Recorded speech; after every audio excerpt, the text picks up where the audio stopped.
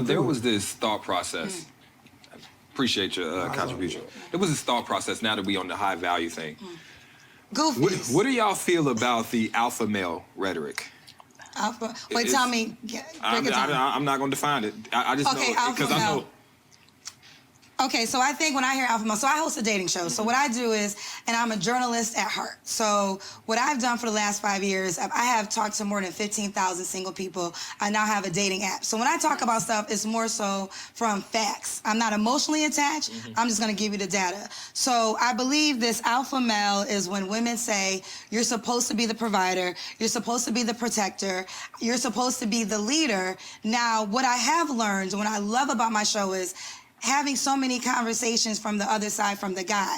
Now, a woman will say she desires that, but then it's real difficult to allow that man to do that, for him to lead, for you to follow, for him to make the decision. So now we're butting heads, right? So I feel as though some women, and also I think some women are refusing to understand what an alpha male may want. Like, a lot of alpha males they're telling you, I want a woman that's gonna be submissive and fall in line to my plan. You might not agree with it. You probably shouldn't agree with it, but he's telling you what it takes to get him. So you wanna argue for the rest of your life about him being wrong when he's telling you who he is? I think you gotta start accepting people for who they are and stop wasting your time, and then do self-work and asking yourself, why am I attracting this person? What is it in me that wants this man when I really don't really want his rules or his desires of how he wants to live? Yeah, and I think that an entirely alpha man is unhealthy. I think everything requires balance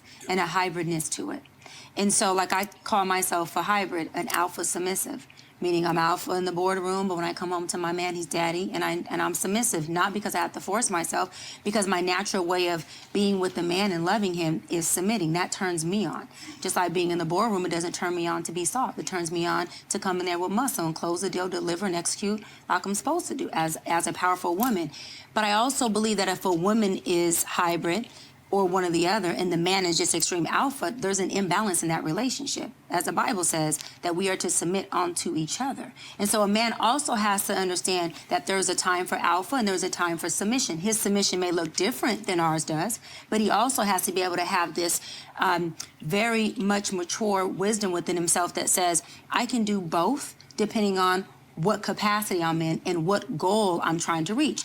When it comes to relationships, a man also has to understand that when he taps into his submissive, that also is being the head and leading the neck, the lady, on how she submits.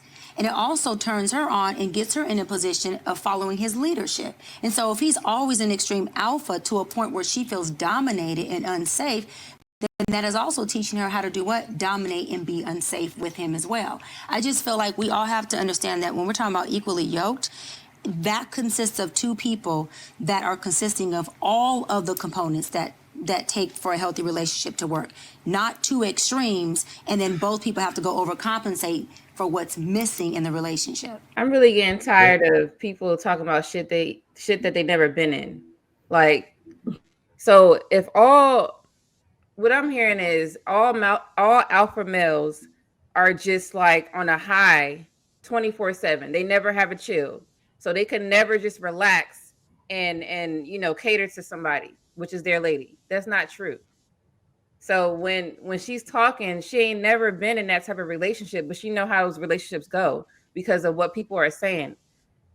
Or whatever she observing maybe, but she don't know what people are doing behind closed doors.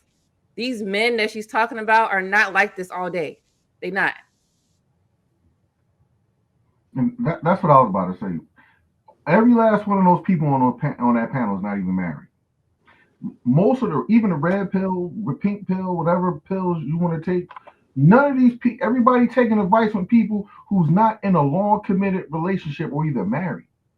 But seem like everybody got a solution. The problem we're having is not even about men and women. What people have done, they have turned relationships into a curriculum. You got to check off. Your math ain't right, your social studies ain't right, your language arts ain't right, your daggone, emotional intelligence. You turn something that you're supposed to connect with on a human basis to a curriculum. That's why everybody sound the same, talk the same, look the same, wear the same. It's like a boarding school. Everybody wearing the same uniform. That's and everybody getting the same results. I don't listen to none of these cats because none of them have a foundation. Nobody have a foundation. Like my foundation is scriptures.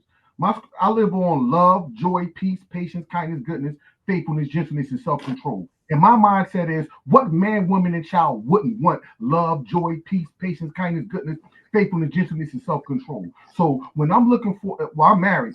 If I'm looking for a wife, I want to see if he adopt those principles because everything else we can work on. You got a career, I got a career. If you want to start a business, we can do all that. We can do all that. And it angers me to see this stuff because we're in 2025 and people just not sitting back and observing. Like you already predetermining on that man and that woman, or prejudging that man and that woman before you even step out on a relationship, whether he got money, whether she's bad or got a BBL and all this stuff. Because that's the reason. If you listen to a lot of the rhetoric, everybody's projecting. Everybody's projecting. And the crazy thing, a lot of the men and women can't even get the men and the women that they daggone projecting on. You're not even in those rooms. You're not even a part of the conversation. But it's a projection, because if you could, or those type of people was in your reach, you would have had one already. I'll land right there. You cook, Reese. When someone is talking, what I do my best to do is to listen to what it is that they're saying, whether I disagree with it or not, and then think about what I already know and compare it to what it is they're trying to tell me. So she's talking about, she made a big point about the term like alpha male, and he rejected the opportunity to explain or to define what an alpha male is. And I'm assuming, because I'm not going to assume that someone's ignorant, I'm assuming it's because he knows that the term alpha male has been disproven. Where it comes from, like the idea of an alpha male. I forgot the guy's name, but I had to look it up for full transparency. His name is Rudolf Schnetzko. I'm assuming that's like a Russian or a German name. I don't know. Basically, they did this experiment where they were observing wolves, but the thing is, the problem with this experiment, they only observed wolves in captivity, and then also we don't share that much DNA with wolves. You know what I mean? We share like less than 1% of DNA with wolves. I think it's like maybe 0.8%. So even looking at the way that wolves live their life, even if there was a central alpha male, which there isn't, it wouldn't be indicative of our character as human beings. So this red pill movement, or this anything that has anything to do with being an alpha male, it doesn't exist. It's not real, because the studies and the book that this man produced has been completely debunked. It's not real. And so when I hear a woman say something like, oh, okay, well, I'll talk about the alpha male movement, and then she says, literally verbatim, it comes from women thinking blah, blah, blah. No, it doesn't. She made a claim that was not real. And all it takes is a simple Google search to critically think and say, does it come from women? No, a man came up with this theory.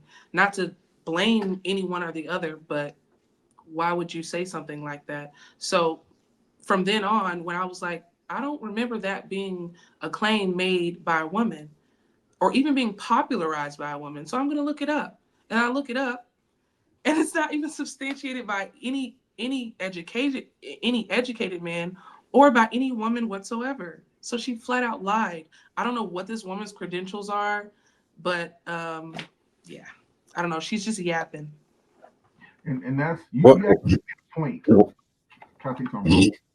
That's the point. Everything is a curriculum. Everybody's trying to get their best scholar, research this, that, or third to do a relationship. You're actually playing into the system of a mindset. People's being controlled. Get out of the grass, do life with people. That's the whole point. That's how you grow. I'm sorry. Yeah, when I kind of think when I think of the concept, I'm familiar with the study about the wolves too, but I think that it was just using it as a concept to kind of encapsulate or describe what they mean by like the leader of men, or somebody high in the social hierarchy. And although the wolf thing might not be true, there are social hierarchies that exist with men. I don't know if women operate in the exact same way. I kind of see like group dynamics where it'd be like the more attractive friend will get this type of friend and this type of friend to create whatever type of social hierarchy that exists within them. But within men, we do have like the more responsible, the person that people look towards, or they show more respect or deference, and that person usually has a responsibility to either wield it without trying to harm or hurt anyone that looks up to them, or they can become a bully and then just make everybody miserable up under them. But it's still that social hierarchy exists. And I think when we are discussing it as men, we're speaking about the role within our families being the alpha male, because every man would be or should be in that position of leadership in a household, which would make him the alpha of the family. Using the terminology, you could swap the word out for whatever word, but just using that as a consistent concept. Did somebody say why? I did. I'm sorry. I didn't mean. I don't want to interrupt, but I do want to know your reason. The reason for what? You said every man should take on that role of like leadership in their household. Why? So, in my general observation, there's certain type of relationships that seem to work extremely well, where I see women getting the things they ask for and men getting the things they ask for. 9 times out of 10, when men ask for a woman, they kind of give an archetype of somebody that's going to follow, be caring, kind, XYZ, all the attributes, I guess you would say, like a Proverbs 31 woman mixed in with the idea of a traditional woman. And when women give a explanation for the man they want, they a lot of times will give you the protect, provide, leader, and all of those things. It seems to go and flow with what people would prescribe biblically, as well as in the social settings what's requested. Like, so it makes sense that if you give people what they're asking for, then you'll get better results. And I have that same social hierarchy within my home, and it works perfectly. Partly because we don't have to fight about anything, because there's no power struggle. It's not me trying to wield and demean or belittle her or make her feel any type of way, and she's not trying to usurp me, and it just doesn't exist. And we peacefully coexist, and that's why I be in such a great mood, because I'm not dealing with any of those issues. Right. I think